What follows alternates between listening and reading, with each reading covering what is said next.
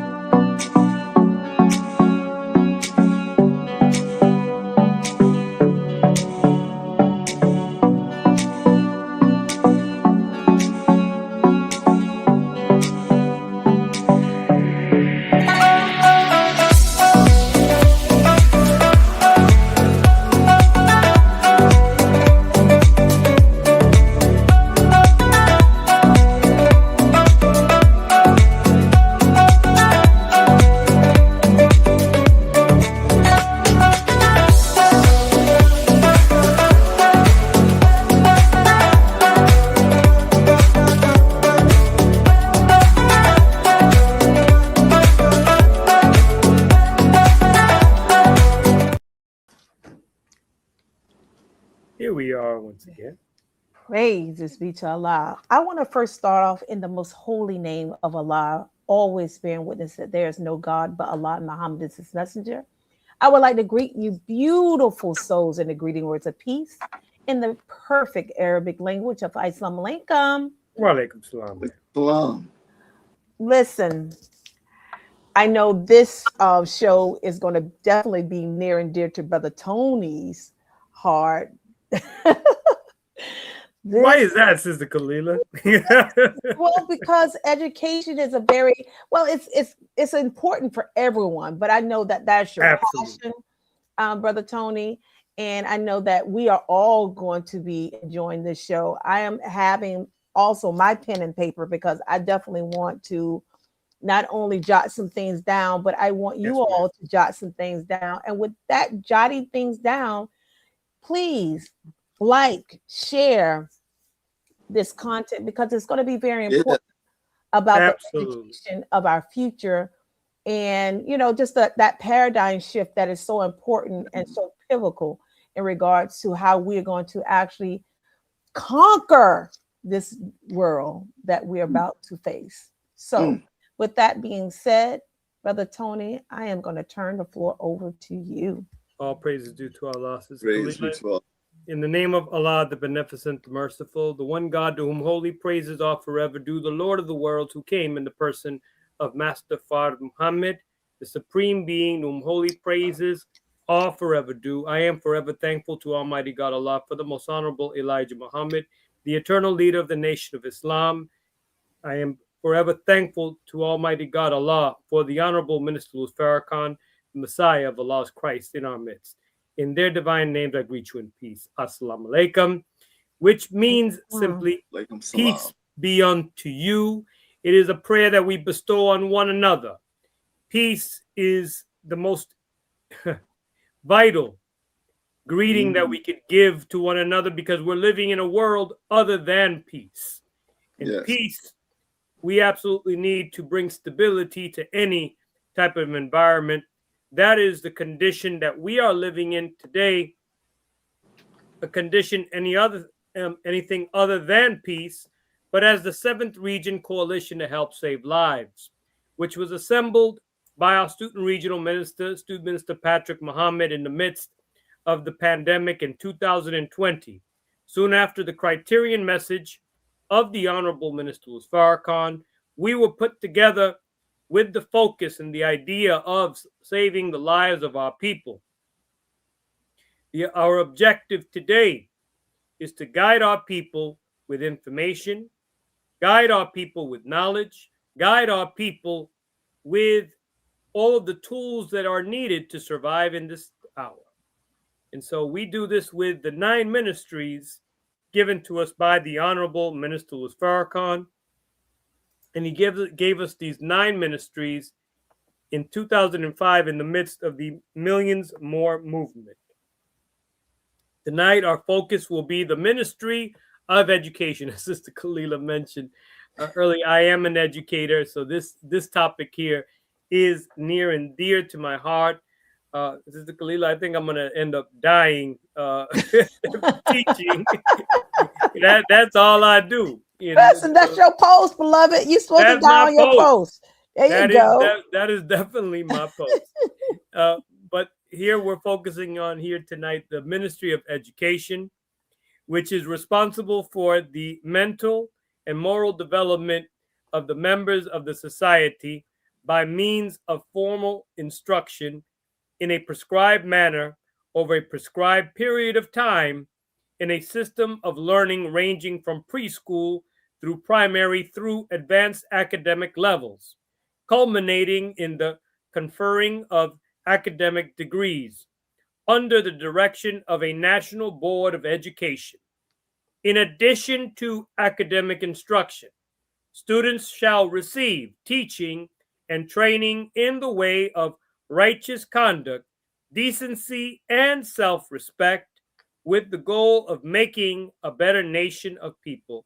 We look forward to hearing from our guest here this evening, whom Brother Mark will be introducing, as he, as we are told, has a wonderful and awesome school in Texas.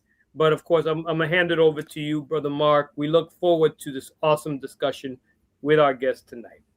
Yes, sir, we certainly do. And to all that are viewing, I'd like to greet you in the greeting words of peace. We say it in the Arabic language of Assalamu alaikum.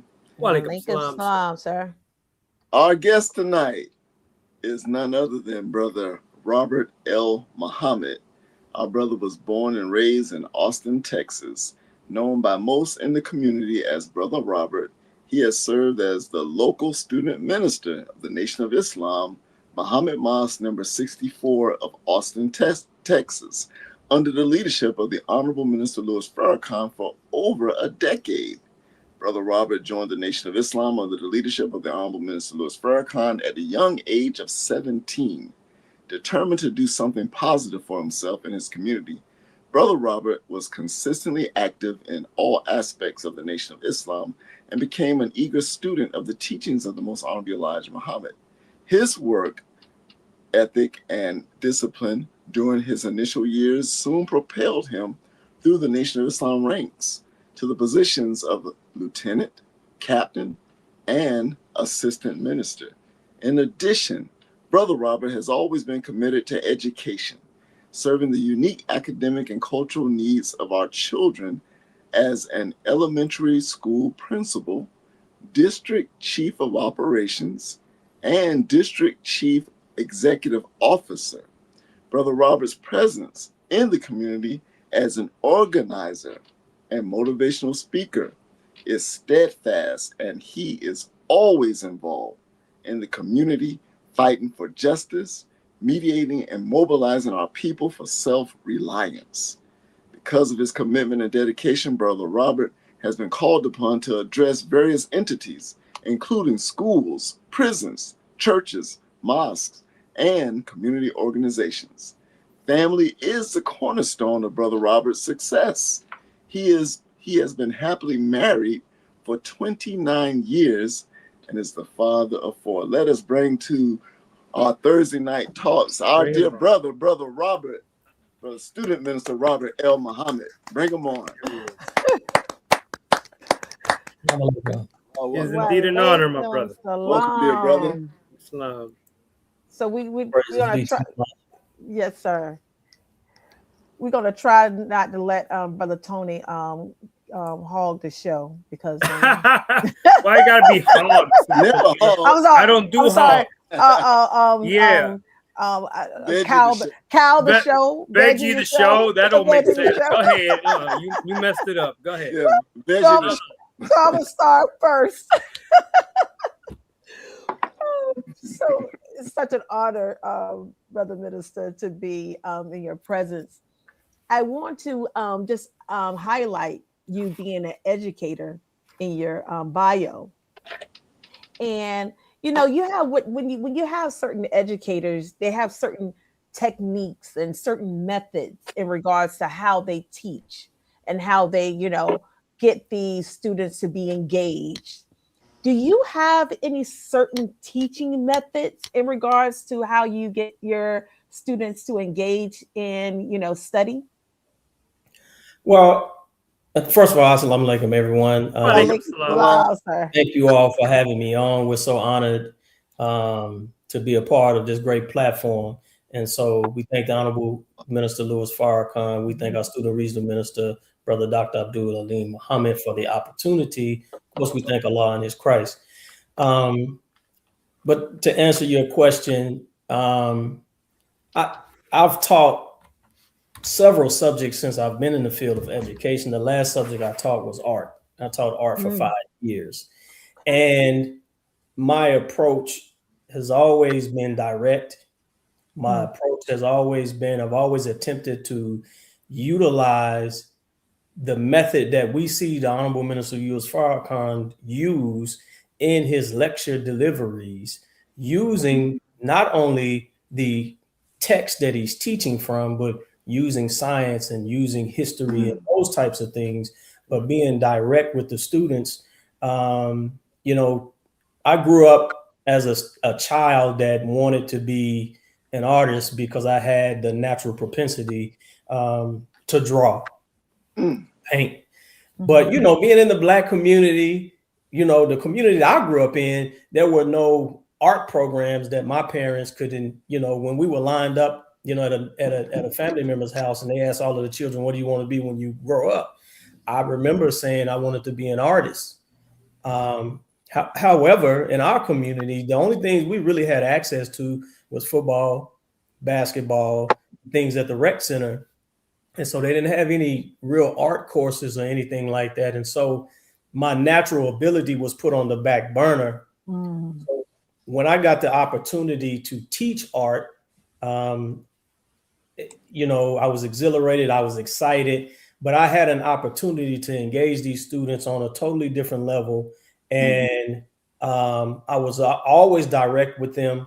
I always had great classroom management techniques and skills. And I was always able to engage students no matter what the subject matter was. But when I was, you know, allowed to teach in a subject that came natural to me, I was able to, extract out of students what was hidden within them. And it ultimately made them better students in other subjects and other subject matter. And I was able to tie them not only to see the greatness in them, but also to see their connection to creation. Because through the field of studying visual arts, I was able to show them how they were attached to creation. So I don't know if it directly answers your question, but I've always been a disciplinarian. I'm grateful and thankful to the class of the FOI and my development as a young man, and of course the leadership of the Honorable Minister Louis Farrakhan, particularly in his delivery of the message of Almighty God, Allah.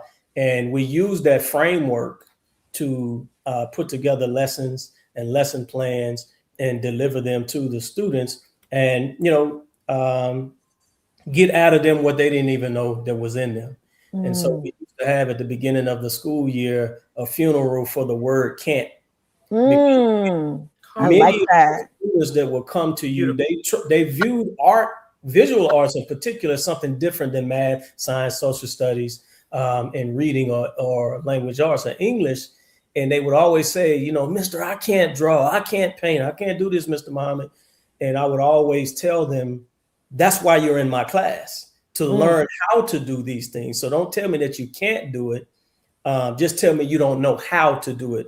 And once you realize the difference, then, we could be much more successful. So we used to go out and dig up holes around the campus, and I would have them write the word Kent the first day of class, and we would go bury it. And I would tell them I don't want to hear that word in my class. It's a curse in my class. And so I had a great time doing that. And at the same time, I was, Brother Tony, still in administration. So it was a tremendous work and a tremendous burden, but I loved that classroom time. Praise be to Allah. Thank you. Brother Minister, you know, in the nation we get time out for stealing things. But I'm gonna steal that idea from my classroom because I encounter students all the time that say, "Oh, I can't do this, I can't do that." No, it is the student has to see themselves in whatever is being taught. Absolutely, so that we could make a step forward, and then the student could make an attempt to start moving in the direction that the teacher is trying to guide them in. Yes, sir. But I have this question for you, beloved. What would you say that's have been some of your greatest wins in the many years that you've been involved in education and the teaching profession? Well, I would say this, my brother, that when I was in charge of recruitment, and I was the parent liaison for the institution, when families came in to inquire about the school, the curriculum, all of those things before they enrolled their children, I would always give them two stories of the success of Texas Empowerment Academy. That's the name of our school. And one was that we had a twin brother and sister whose parents were middle class. They come from a middle class family. The makeup of Austin, the Black community, we make up approximately 6% of the population.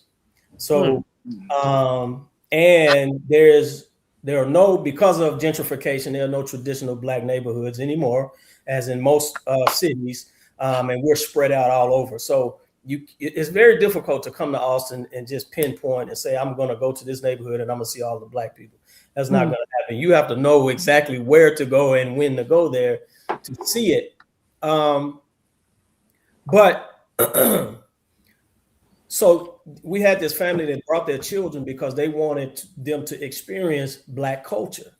And these children would have been successful academically anywhere they went to. Their parents were educated. Their grandparents were educated. Grandmother was a state rep, politician. Father had come from political roots in DC. And they were very tall people. The boy he ended up being 6'10". And you know what we do to particularly our male boys that have a certain size and whatnot. But he did not want to play basketball. We made him play basketball when he was with us. We played in the rec leagues, but we developed him we don't just teach the students what to think, we teach them how to think. And so this young man to date is probably one of the most intelligent and intellectual students that we've ever had. When he graduated, and I think he went to Texas A&M University, he had an excess of $40,000 in scholarship money. After 4 years, he majored in, I think it was chemical engineering, and he now, maybe fortunately and unfortunately, he's now on a nuclear submarine somewhere where his family doesn't even know where he's at right now, utilizing his expertise. But, you know, this is a Black male exemplifying Black excellence in the academic way. Now we had another family that brought a young man to us in the 5th or 6th grade, and he was enrolled in the traditional public schools special education program. And when we met with his family, his diagnostic or his paperwork, his art paperwork stated that he would not ever be able to read above the 5th grade level, and they were bringing him to us in the 5th grade. Oh wow! And so We worked with that young man for 2 years straight. We purchased software that would help him to read. It was dyslexia software to help him to read, and we would place him in a room with one other student 30 minutes every single day for 2 years. And the first year, we would have to fight him after school to find him to go in and sit and work his way for 30 minutes through the software, the programming. But after the second year, we found him in there on his own. And then when he left our school, he went to the traditional public high school. He was a big boy, so he played football. But his parents asked us to come to an ARD meeting for him. They the paperwork that they had from us and the paperwork that they had from his elementary school, and he was in the top 20% of his class. Oh, wow. They wanted to know how we were able to move him from when he entered into our institution with scientific doctoral paperwork saying he would never be able to read above the 5th grade level to now he's in the top 20% of his class. They wanted to know what we did with that, and they were going to dismiss him from special education. But after sharing with them all of the things that we would do with him, and we do with all of our students that are struggling, we told the parents to allow him to stay to get the resources that he needed. That young man graduated. He went to college. He got his degree. He's now back at our school teaching, and he has some of the highest scores for the last 7 to 8 years in the middle school. And so, but we taught him how to work with his disability, and we just taught him how to grind. And so he's back teaching what we taught him. And so those are some of the, Brother Tony, some of the wins that we have had as an educator over the past nearly 25 years. Student Minister Robert, if I could say, that is God at work. Yes. Absolutely. Oh, absolutely. And every time that we are able to turn narratives around like that, all we can say is all praises to all praises be to Allah. Yes, sir. Yes, sir. Absolutely. Praise be to Allah. Speaking of God going to work, the Honorable Minister Louis Farrakhan, as we all know, has produced 21 units of study guides under the title Self-Improvement, which is the basis of community development. Yes, sir. Dear brother student minister, in study guide 21, the education challenge, Sister Dr. Ava Muhammad states in the introduction these following words. She says, "We also need to understand that we are spiritually deficient and that our spiritual deficiency has to be corrected before we can solve the problem of our intellectual deficiency." Does this principle apply in the classroom and in the educational process as far as the spiritual deficiency before we can get to the intellectual deficiency? Absolutely. But you know, we see spirituality sometimes in our communities in the modern times as religion. We see it a lot of times as this construct or this regimen that we've been given under the title of religion, and we forget how to extrapolate the moral precepts of and the spiritual foundation of said religion. And so this is where many of us get short-circuited in the traditional public schools and schools in general, is because we don't want to get caught utilizing religion to help to shape and mold students. Even though in Texas, they approve for the 10 Commandments to be displayed in every classroom, even though in Texas, they've approved for biblical stories to be in textbooks, even though in Texas, they're coming out with many different things, but it's an opportunity for us to continue to extrapolate the spirituality and the moral precepts to feed our students on so that they can develop, they can grow, and we can then, once we see them expanding in that way, of course, the academics is a no-brainer. We can get all of them, but of course, we have had to figure out, how do I use the precepts of self-improvement and community development to reach not only the students, but the staff and the parents. Because if we don't reach the staff and the parents, then you're going to minimize the effect that we can have on the students.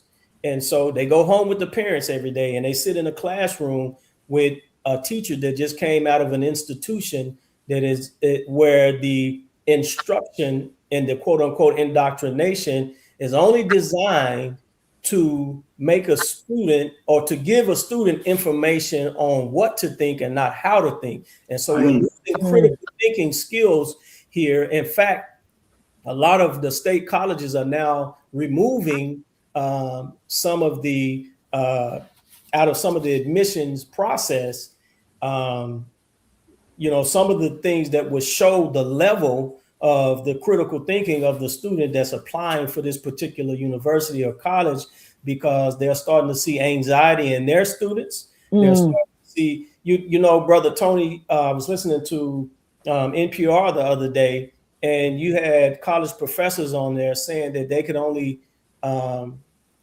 assign 5 to 10 pages of reading, because they're now seeing the anxiety of students that suffered from the days of COVID, and then coming out of COVID and continuing to be indoctrinated to passing some state mandated standardized testing that's tied to funding for schools, and it's tied to the evaluations of teachers in the classrooms. And so, the state of education is a dire one right now. Right. And unfortunately,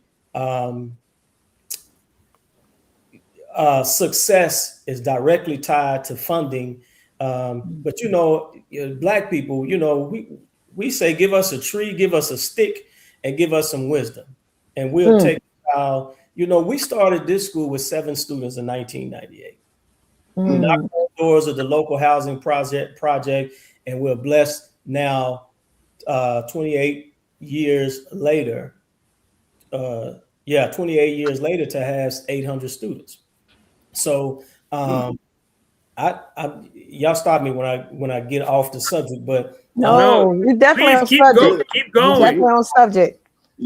But Brother Mark, to answer your question again, is we absolutely have to have as the foundation that spirituality, and we put it under the guise of moral precepts.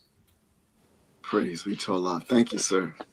Brother Minister, you mentioned something that is near and dear to me, and that's the dyslexia piece.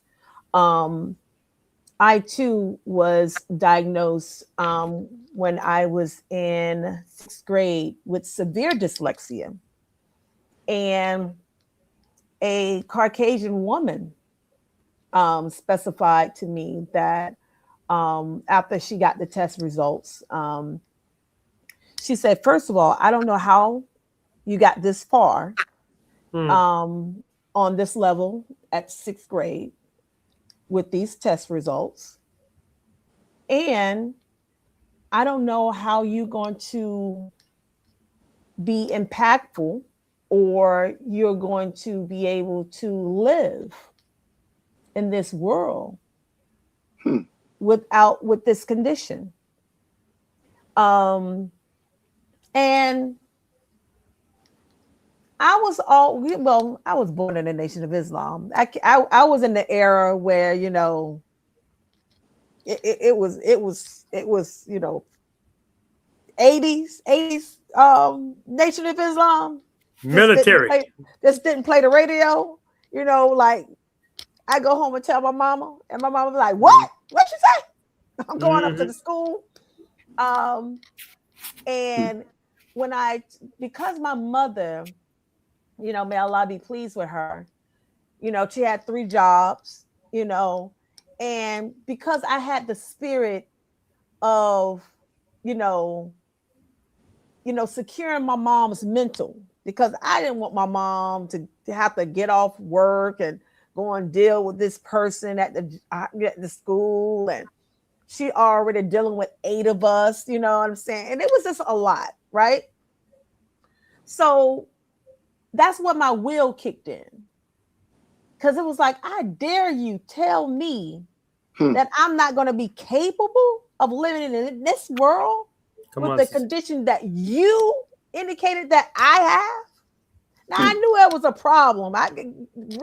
There was a problem because I had no idea of what I was reading, what I was comprehending, how I was comprehending. But I knew in my heart of hearts that I knew I was going to be something after whatever she said, right? But the will has to be intact. The physical aspect has to be intact in order for you to gain victory over whatever somebody is saying that you are diagnosed or what your so-called condition is, right? Now, just imagine how many of children are fed that same energy, or has been in front of that barrel of this is what you have, and I don't understand how you even made it this far, and you're not going to be successful with this condition, because with dyslexia, there's not a pill that you can take in order for you to solve the issue, nor there is a pattern or whatever the case may be. Is you have to be able to identify, analyze, and and fit what is best for you. Back in those days, we didn't have no simulations where we can go and look and help us. It was like, hey, you have what you have, you figure this thing out, and you make the best of it, right? So what I used to do every year, I used to have relationships with my teachers. And the relationships I had with my teachers, I used to do summer school. So I used to have relationships with my teachers, and I knew who my teachers was beforehand. I used to go to them and ask them, hey, do you have a curriculum? Do you have a book that I can go home and take over the summer so I can read through it and I can comb through it to get some type of, up on, your standard students that is coming into the classrooms. I did the same thing in college. I knew who my teachers was. I said, okay, here's Professor so-and-so. Hey, is there any possible way I can get your curriculum and study the curriculum? And so when I get in that classroom, everybody's like, oh my God, Miss Muhammad's so smart. No. It's not that I'm smart. It's that I know what I'm dealing with, and I know how to, clear my mind into focusing on what I need to focus on while I'm in this person's classroom. So, and I can honestly say I have gained self-mastery over the so-called condition that I was faced in the 6th grade. So, with that being said, the Honorable Professor Louis Farrakhan teaches us that we should have a school in every city. And I know that with me being who I am, because even though I'm not an educator, I can educate someone based off of what I experienced and whatever condition that they so-called diagnosed me with. I know that I can encourage others, right? So it will kind of be a teaching tool for them. But my question to you, is, was the minister your inspiration when you created your school? And I know that that's probably an oxymoron, right? But then I was talking to Brother Tony and Brother Mark, and I was like, it might not, because I would have never knew that your passion and your love was art, But needless to say, was the minister your inspiration? And if so, what did you pierce, or what did you take from that inspiration from the minister? And if not, what was your inspiration in regards to creating a school? And what was the necessary steps to take that first step to start creating your school? Well, I'll say this, that I didn't create the school. Okay. The founder, however, the founder of the school is a registered member of the Nation of Islam. Okay. And I happen to be blessed to serve as his lieutenant as he came into the Nation of Islam. Okay. And as he was, he came from the military and he used his GI benefits. He went to school, but it was his inspiration was absolutely the teachings of the Honorable Elijah Muhammad. And he kept saying that I'm going to start a school. I want a school. I'm going to start a school. And so when he got his credentials, he became a founding member of the school, and he critiqued the distribution of resources and the curriculum throughout the first semester of the first year, to the point that at the end of that school year, they offered him the role of principal. And he said, I would only take the role of principal if you make me the superintendent.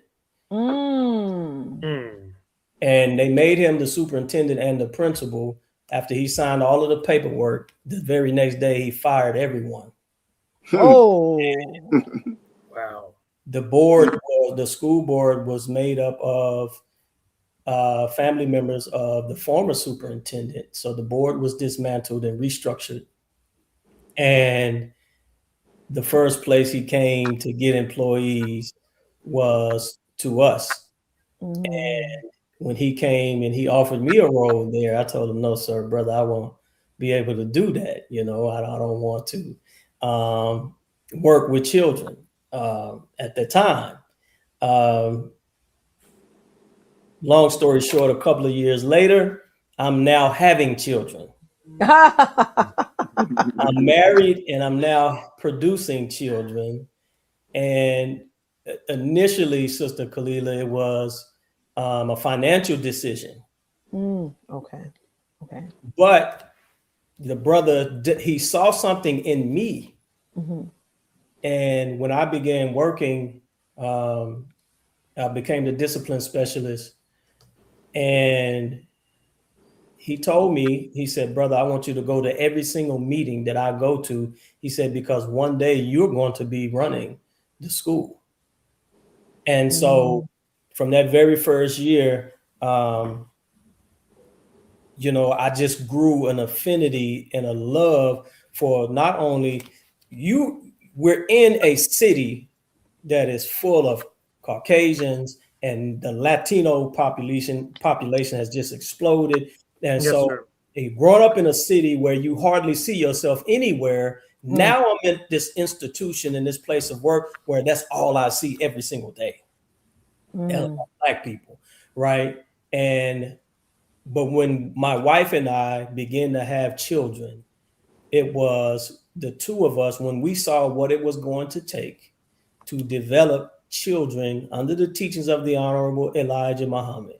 See, we can't take this and we can't misrepresent the spiritual aspect of the teachings. But if you cannot study, if you cannot read, if you cannot do math, it's going to be very difficult for you to develop cognitively. And it's going to be very difficult for you to grasp the meaning of this great teaching that we've been given. And so I came home one day and my wife, she said, I want to show you something. I think our son was maybe 3 months, 4 months. I don't know. Wasn't walking, wasn't talking, he just started crawling. She laid out flashcards in front of him and me of numbers and letters. And she called out numbers and she called out letters. He crawled to them, picked them up, and he would bring them back to her. And she said, we spend a total of 30 to 45 minutes a day studying. And every last one, I have 4 children by the grace of Allah.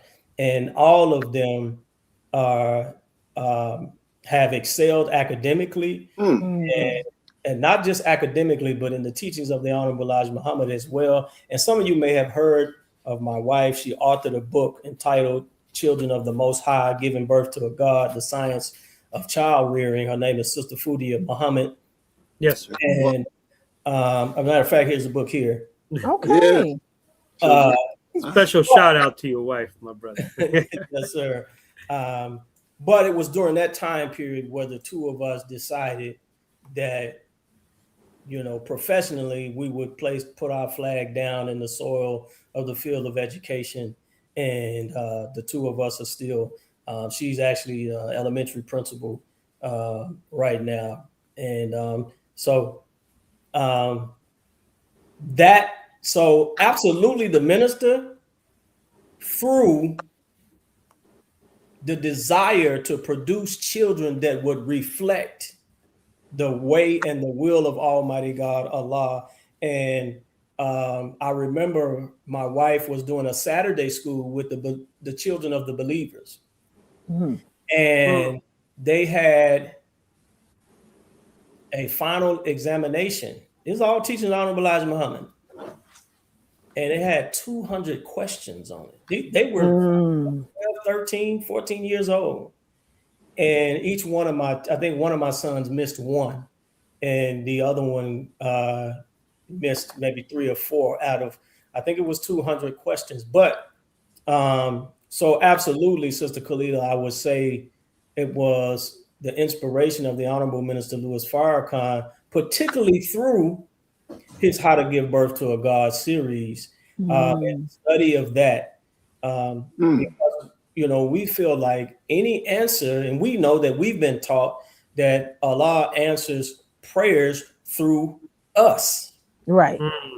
And that, you know, the prayers are going to come through the womb of a woman. And so the more that we develop generation after generation, the better and the greater we become. And so it was absolutely the inspiration of the Honorable Minister Louis Farrakhan. And I had an opportunity one year, I think it was in 2015, to share some of our experience, and he was absolutely blown away. Praises be to Allah. Thank you so very much. And can you give me that the title of that book again, please, if you don't mind? Children of the Most High. Look, we want to promote it. Yes. We want to promote this. I already found it. Children of the Most High, Right. Giving Birth to a God and the Science of Child Rearing. She has a website, I think it's givebirthtoagod.com. And she was, when Brother Abdul Qiyam was doing, he was heavy doing his blogging, she was writing articles, and he was publishing articles as a part of his blog. And some of those articles made some of the chapters of this extensive book that she worked on for years. And it's a very comprehensive book. And so we're grateful for that. All praises be to Allah. And so the book is available on Amazon, and anybody can. We did a 15 city tour when she released it. And we were received in every single city well, and particularly in this Southwest region. So, we're grateful for that. All praises due to Allah. Before I have something I want to ask in just a moment, Student Minister Robert.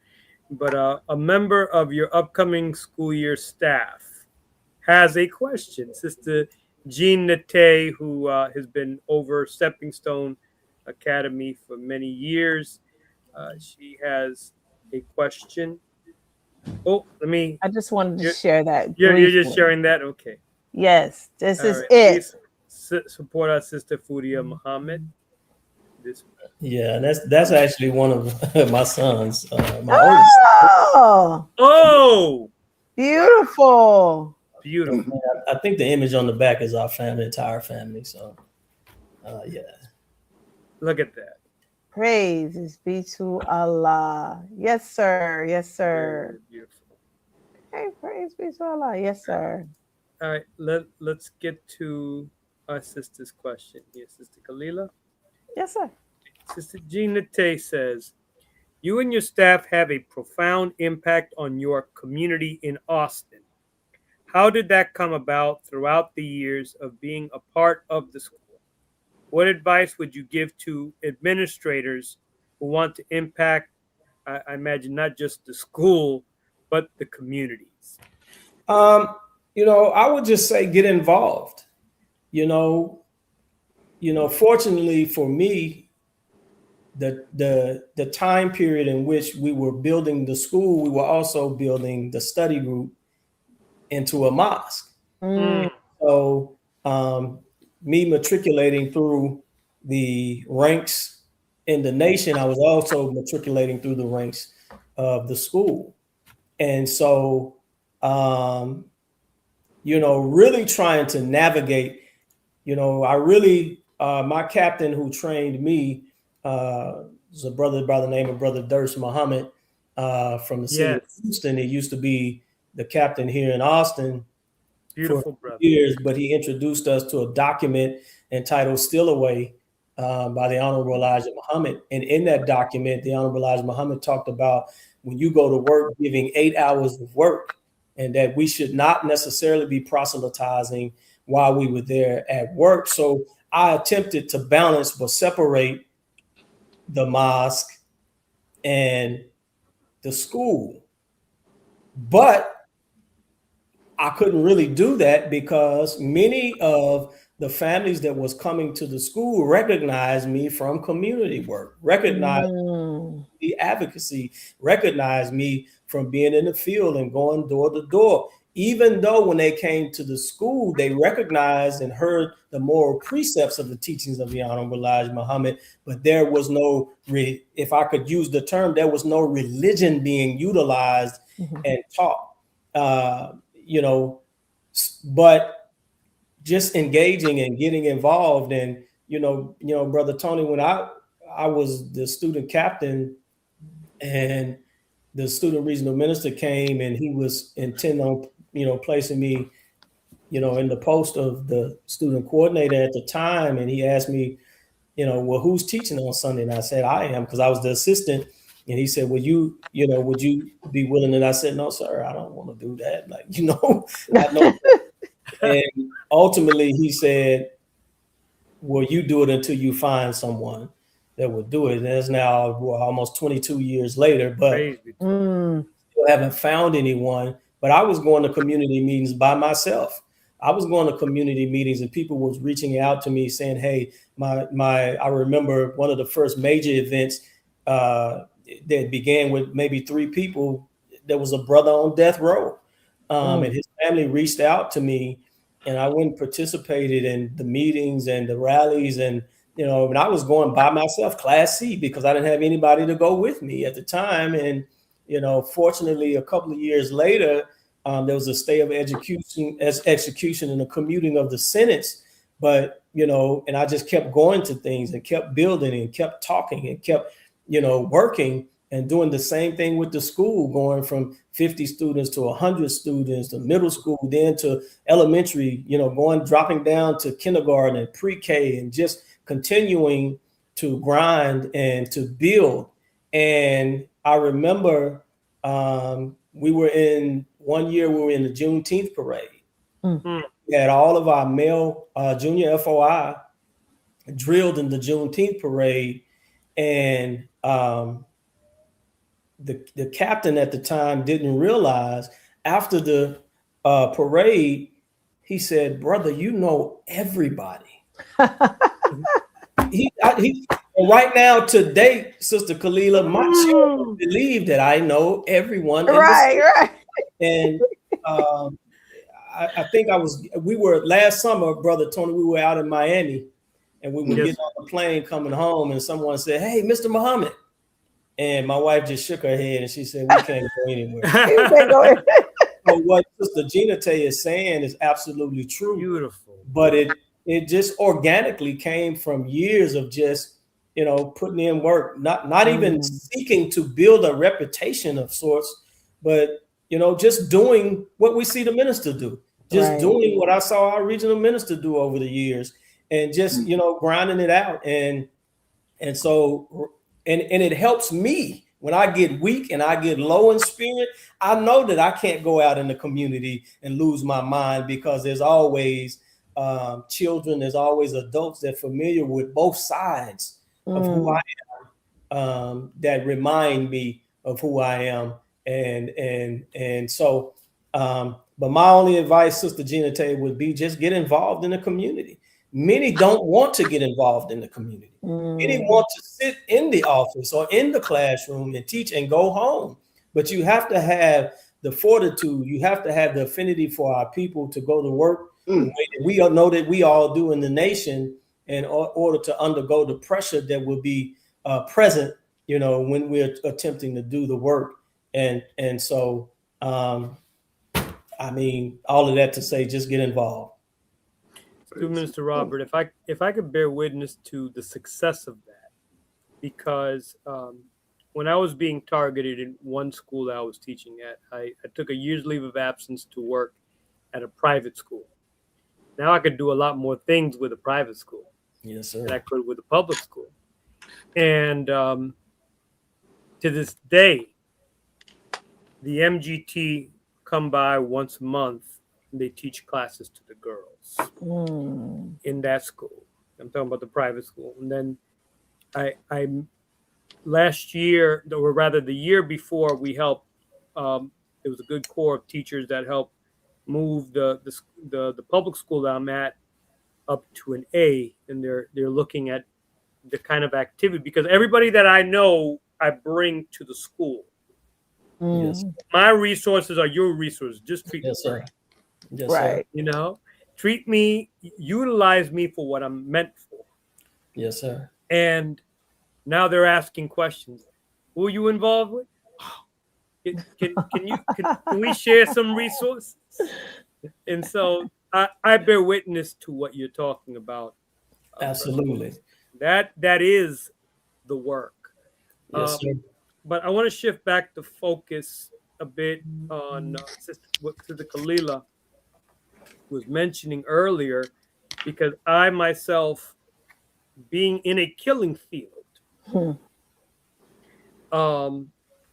in the public educational system here in Miami, I was labeled many things, Sister Kalila. Some teachers thought I couldn't read. Wow. Some teachers labeled me dropout prevention. So I was in several dropout prevention programs growing up. And the more I was placed in these programs, the more I was in a position to teach other children that were running the street how to read. And there were, in some cases, we changed.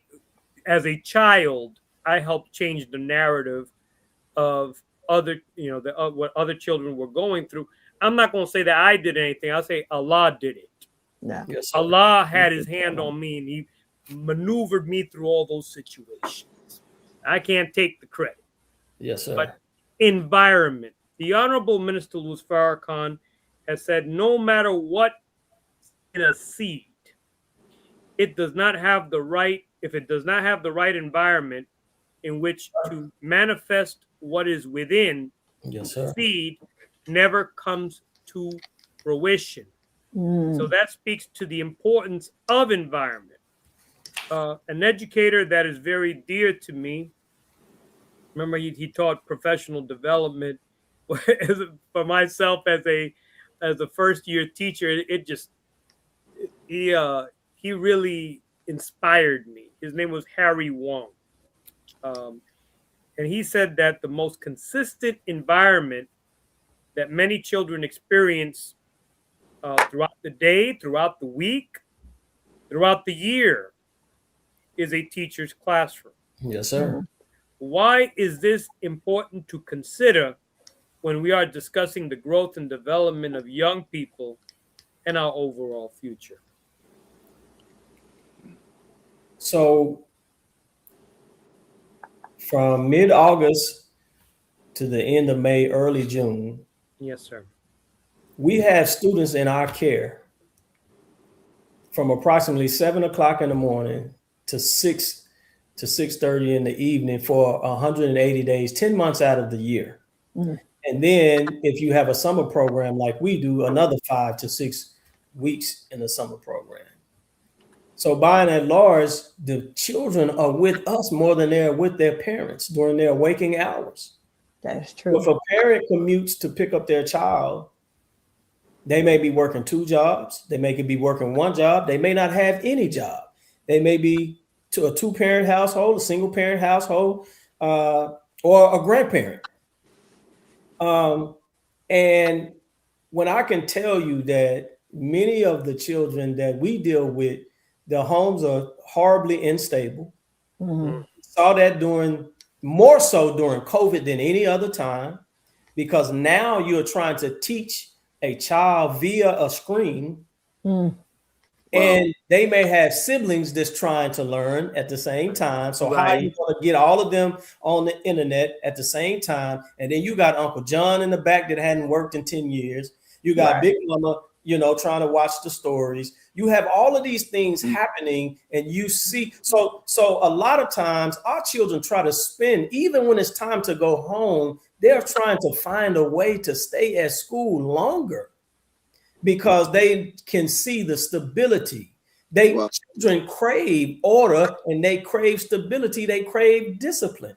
But we're the ones as adults that feel like, oh, they don't need to follow this rule or follow that rule, and just let them do whatever. If we did that, if my mother asked me at the age of 5, 6, 7, 8 what I wanted to eat every single day, no vegetables involved. Ice cream for dinner, chocolate cake every single day. Every day. See, Brother Tony, when children have difficulty in school, you see the parents asking them, like, what school do you want to do? You want to stay here? You want to go somewhere else? I'm like, right. Who's the adult? Like, Thank you. I really would like for you to stay here, but you don't want to have to go. But it is tremendously important for stability to be found in that classroom. I can't tell you how many times I'm greeting parents, students. I'm getting them out the car, and they got a bag of Cheetos in their hands. And I'm taking the Cheetos and I'm dumping them in the trash, and I'm telling them, you go get in that line and get you a hot breakfast. And the parent is upset, and I'm telling them, well, don't send them anymore, because they're not supposed to have this kind of stuff. They need a balanced meal. And so quite often, the only balanced meal they're going to get is the breakfast that they get at school, the lunch that they get at school. That's right. And when they go home, they may be eating ramen noodles or Cheetos or Doritos with nacho cheese, just any poison. And so, but we see that, when parents buy into the program, even if it's through their own children, we see their health increase. We see sometimes ADD and ADHD. We see the development of that go out the way, right? We see their attention in the classroom just from changing their diet, you know. And you can see the difference when they come in from the summer and they come in the fall, and you're like, oh my God, I got to start this all over again. We got to redevelop them, retrain them. But it's tremendously important, because a lot of times they don't have that type of stability at home. Over the years, we've gone and we've had water turned on in students' homes. We've gone to go look for parents that have been on drug binges for days at a time. We've found other resources to help with rent and other things for parents. We've provided GED courses for parents and extended education courses for parents. We've provided Zumba classes for parents over the years. We've provided parenting classes for parents. And one in particular, we did a couple of years, we provided a book club for fathers. And we did the ones of Kunjufu's research. Black males. And so this past year, we were blessed to, and I know I'm going beyond the question, but no, you're answering the question. Countering the conspiracy. Like destroy black boys. Brother Tony, we went to, a lady wanted to open a school, and she wanted the school to to use the curriculum that we were using at Texas Empowerment Academy. So she hired a national educational firm to come and study us. And so they were so overwhelmed, particularly by the social studies curriculum, they flew us to Gary, Indiana. Mhm. And they wanted us, they had taken over a school, the state had taken over a school in Gary, Indiana, and they wanted us to look at the school and offer some consulting. They were just blown away by the fact that we said we needed more time with many of the challenged students. So we found out that we did through a needs assessment that a lot of the parents were going to go work out after they picked up their children. So we produced a free Zumba class for the parents so that we could get more time with the students. And they thought that was the best thing since sliced bread. That's awesome. And they took us to the school board, to the city council, and the brother kept saying, tell them what y'all do for the after school program. And but I relate that to being like the Honorable Minister Louis Farrakhan, which is looking past our faults and our flaws and seeing what our needs are. That's and right. So, but a lot of times school is the most stable and the most consistent environment that many of our children are going to see for their 12 years, if they make it 12 years of their academic career. Student Mr. Robert, what you're doing in that school is the resurrection work. Mm-hmm. And I'm gonna say this, beloved. During segregation times, one of my first teaching assignments here in Miami was at Booker T. Washington Senior High School.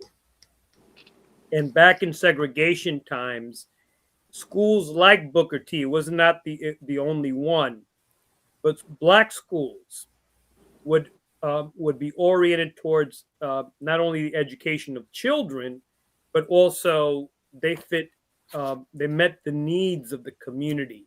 And that's what you're doing with your school. Yeah. So that is how you develop a highly successful school. Yes. And meeting the needs of not just the children, but the community, the needs of the parents and everyone. That's if the children and the parents are able to succeed, we all win. Right. One-stop shop. That's right. No excuses. Yes, sir. Brother Student Minister Robert, man, you have a great experience with this subject, and I wanted to see if you could provide any key pointers or advice to someone that may be interested in educating our people, or interested in getting involved with a school that is unlike the killing fields that Brother Tony mentioned earlier. Is there any advice or pointers? You mentioned a book about that was instrumental, but is there anything that you would offer for those that might be interested in attempting to set up an independent school that is successful in this environment? Well, I would say this, my brother, that, I heard the Honorable Minister Louis Farrakhan saying that he was with the Honorable Elijah Muhammad one time, and there was a brother who was present, and he told the Honorable Elijah Muhammad he wanted to be a minister. And he said the Honorable Elijah Muhammad's response was, prepare to suffer.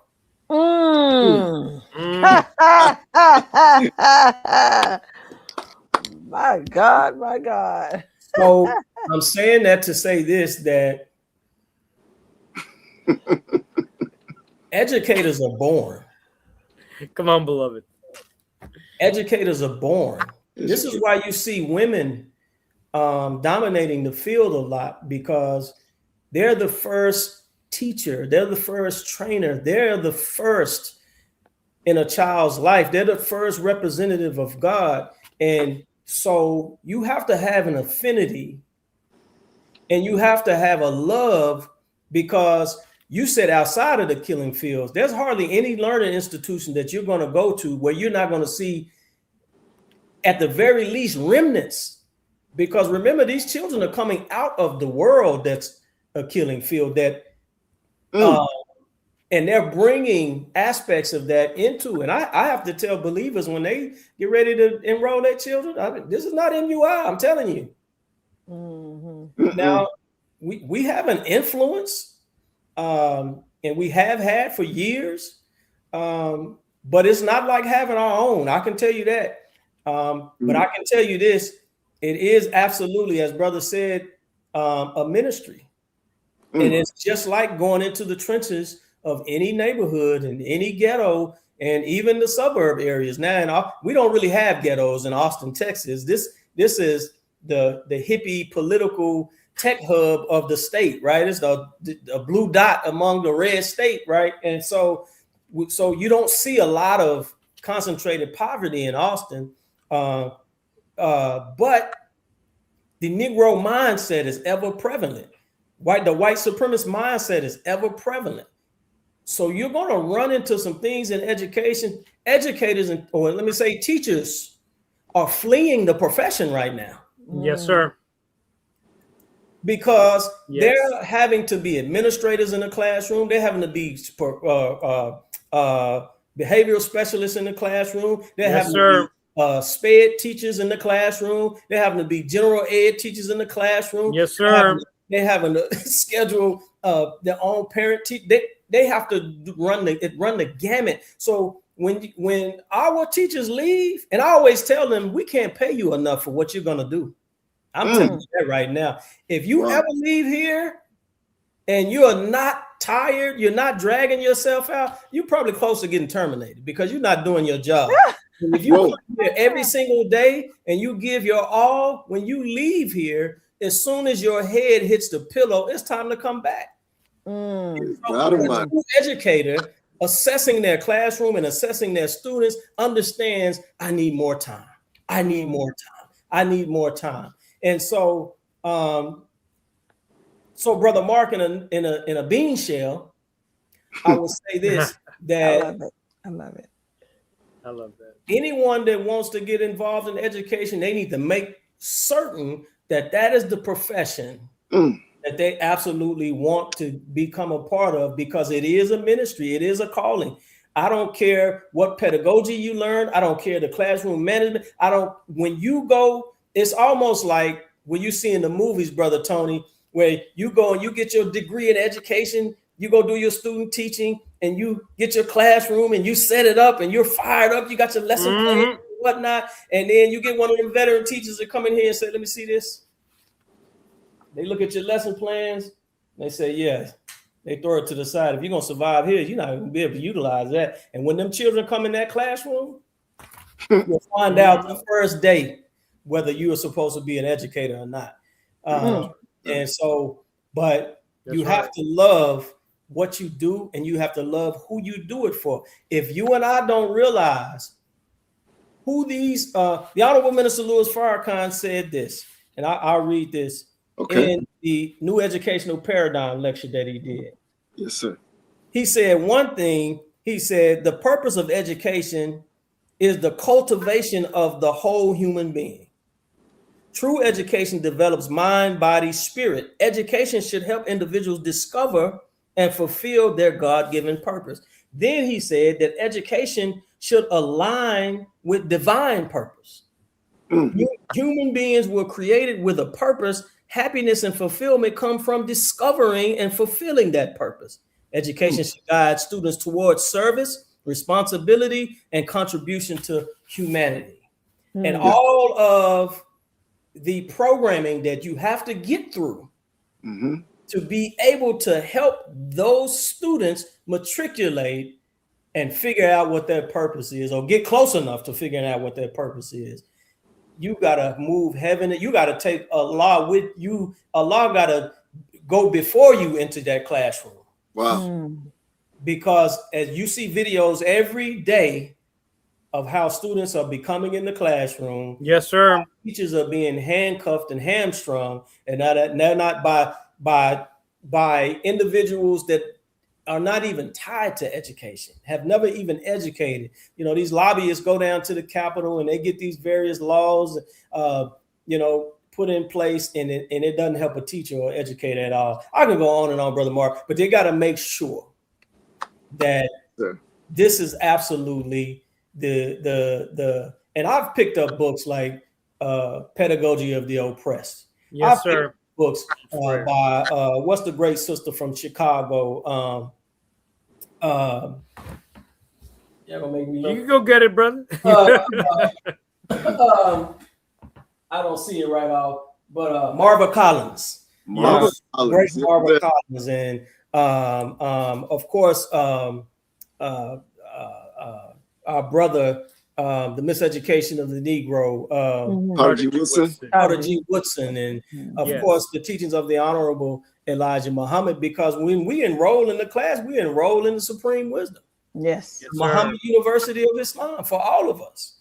So all of those things are things that we could study, because you have to understand the condition of the students that you're receiving. If you don't understand the condition of the students that you're receiving and your own condition, that's important. A big storm that will happen in that classroom.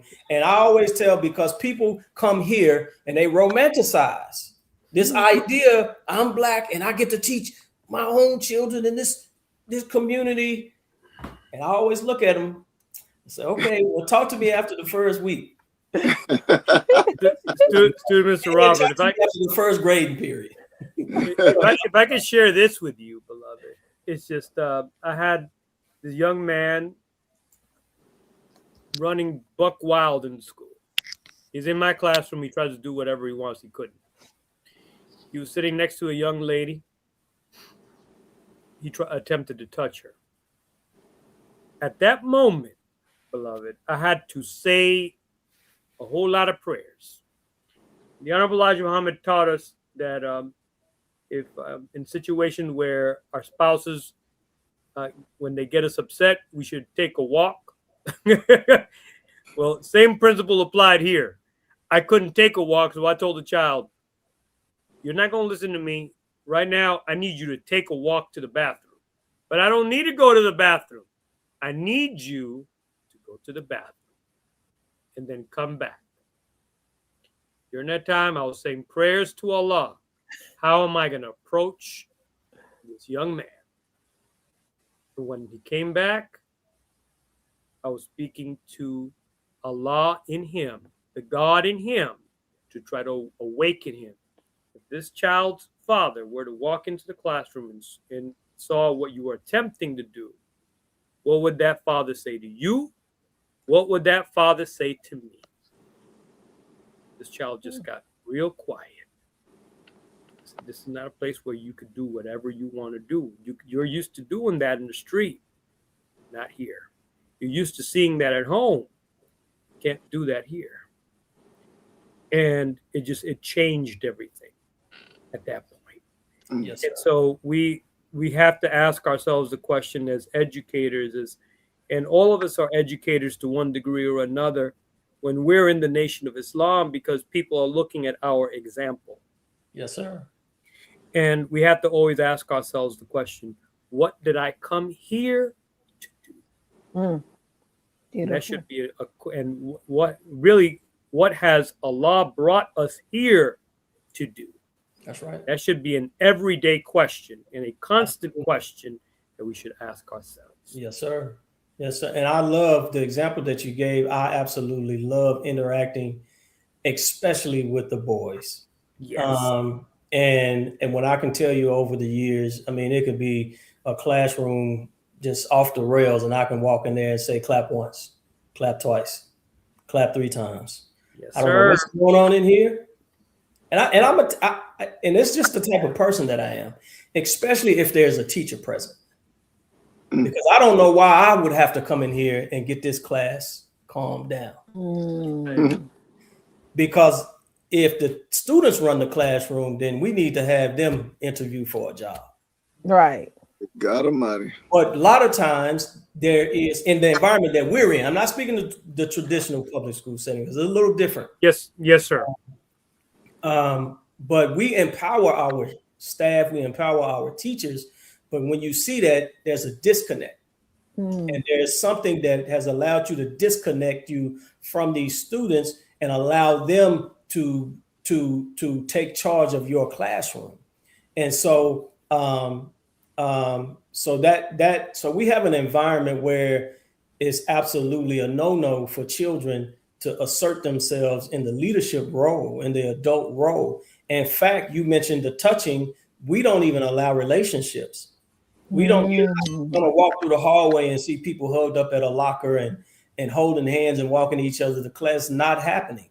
And so we let the parents know that and every time something happens, we know that they're dating outside of school, but every time something happens, we remind the students, particularly the high schoolers, and the parents, this is why we don't allow relationships, because they are not emotionally equipped to have a relationship that you all are supporting and you all are giving resources and allowing them to have, and to get educated and built as human beings at the same time. So now we got to be concerned about how they're going to matriculate for the rest of the year because of this hiccup that they're calling a relationship. And,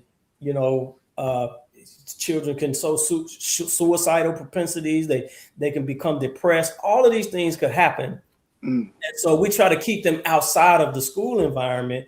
But it's difficult when parents don't understand. Another ban that came in the state of Texas, they may have it in Florida now too, is the ban of the cell phones. Yes, sir. It's in we've May. always had the ban at our campus. Right. But, so 2 years ago, we worked, and part of the history of the school is when I started, we were under 100 students. We went and got the elementary, we purchased property. We expanded to 150. Then we got elementary. Sent the elementary to 150, 170. And so 2 years ago, we were blessed to purchase 20 acres of land, and we built a 83,000 square foot facility from the ground up. And when we moved in that facility, which could house 800 students, we only had 460 some odd students. Well, we're the only crazy people that move into a building in January, mid-year. We moved in, and then we finished the semester with 460 students. That August, we doubled in enrollment, which means we doubled in staff, which meant we had new staff members that were new to the environment of Texas Empowerment Academy. And when I tell you that was an uphill battle, because they're coming from institutions where it's okay for students to be on their phone in classroom. They're coming from institutions where it's okay that they sit by each other because they're in a relationship and they holding hands under the table. It's okay for them to curse in class and to talk back to you because that's what they do in the other institutions. It's okay for them to walk out of class without permission. No, not at our school. Come on. If you are allowing that to happen, then the children are not the problem. You become the problem because you're not helping to establish order. And when children don't have order, that's when they get in trouble. Come on, beloved. Come on. So I don't even know where we are, but I just had to share. No, you're there, beloved. You're there. Excellent. This is beautiful testimony. Well, Brother Minister Robert, I wanted to just shed some light in regards to your website here. I think it's a very beautiful website. It's look at all the beautiful children. Look at those beautiful babies. And the key element is apply today. Now, with that being said, is there any type of online, like let's say if somebody wants to partake in this particular academy, perhaps in Florida, is there an online registration that you can actually, apply, or is it just directly, Not at the moment.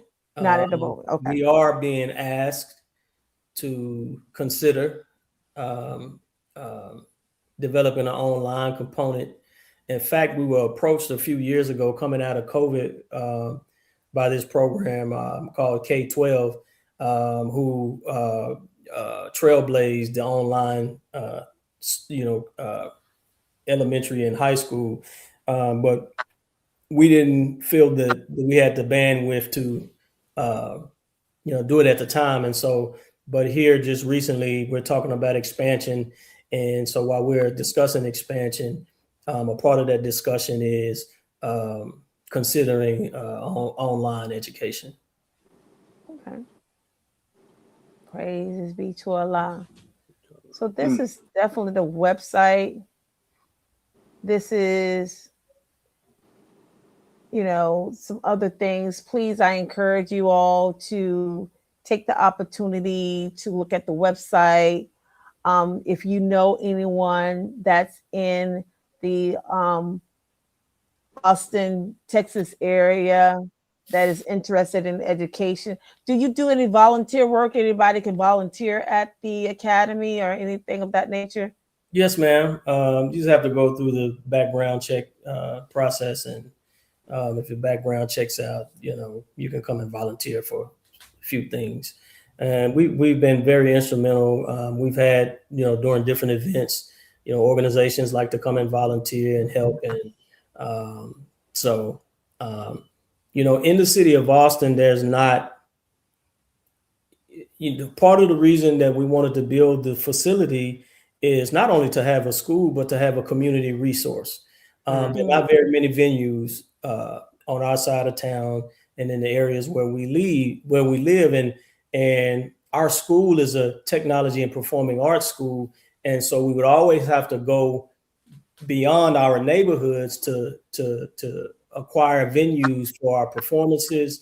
And so a part of the design of the facility was to be able to lease out space to organizations and people in the community to have events and performances and community meetings and those types of things. And so because we want the institution to be a community resource and not just a place that opens and closes Monday through Friday for school hours. Praises be to Allah. All right. So, and I have a question, Sister Kalila. Do you have an active PTA or PTSA, Student Minister Robert, that the community? We don't have a PTA. That's a national organization, but we are establishing like a parent council that will help support the academic needs of the school. And so for the longest, we just used to tell our parents, drop them off and go to work. Drop them off and go to work. We don't need you volunteering. We volunteered for 400 years. And, but we're literally at the stage and at the size where we can no longer do those things. And we want to allow our parents to participate in things. So we've had events. We had a block party this past year. We had an event that attracted dads. We had nearly 200 fathers come to a Donuts with Dad. No, it was more than 200 fathers come to a Donuts with Dads celebration. We had a daddy-daughter dance, muffins with moms. And so, we engage our parents. We're increasing the engagement of our parents. And they're really appreciative of it.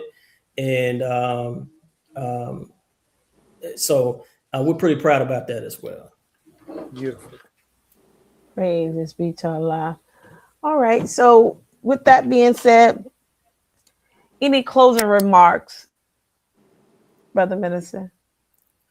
The only remarks that I have is to just thank you all for the opportunity to bear witness to the teachings of the Honorable Elijah Muhammad and, what Black excellence can do.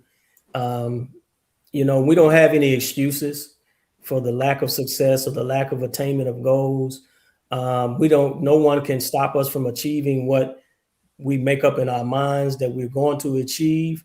And if we have to blame anyone, it is only the excuses that we can bring up, because at the end of the day, Allah is God, and he came in the person of Master Fard Muhammad and raised up the Georgia-born Black man that he made his Christ. And the two of them shaped and fashioned and formed the Messiah in our midst, the Honorable Minister Louis Farrakhan. And if we've seen the great feats that the three of them have produced, then what excuse do we have? My God. They're students. And as the Honorable Minister Louis Farrakhan said, brother, there's two backing me. We have the God, the Christ, and the Messiah backing us. That's when right. we are operating in the will of Almighty God, Allah, and understanding that we can only be successful if it is the will of Almighty God, Allah. And so difficulty does not negate success. In fact, it accompanies it. And so thank you all, and may Allah continue to bless you all on this great platform to allow our family to share their experiences and to bear witness to what the teachings of the Honorable Elijah Muhammad has done in their lives and what they are doing in the communities around the country. Praises be to Allah. All praises to Allah. And with that being said, all right, dear family, we said this before. We are not funded by through grants or anything of that nature. This is a labor of love. However, there are still costs attached to what we do, and we would love your support to help continue this programming that is geared towards saving lives. So the enemy does never, or the streaming platform here doesn't say, oh, you're about saving lives, we're going to give it to you for free. No, we have to pay just like everybody else. But to be able to continue, we do need your support. Please make a donation at Cash App, $ 7th Region Coalition 29. If you have some other payment method and you absolutely do not have Cash App, you could just email us, Sister Kalila. Our email is 7th Region Coalition @gmail.com. And we will happily do the best we can to meet whatever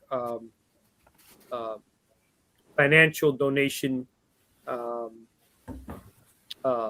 support or avenue by which you're able to make a donation. But please, if whatever you can, we thank you for your support. May Allah continue to bless you all and your families. all right, praise be to Allah. And again, Brother Tony, I'm going to turn it back over to you. Beloved family, tune in next week as we will continue to bring to you wonderful and awesome programming, all geared towards saving the lives of our people. May Allah continue to bless you all and your families. Tune in next week. Same channel here on YouTube and also on Facebook. Assalamu alaikum. Wa alaikum salam.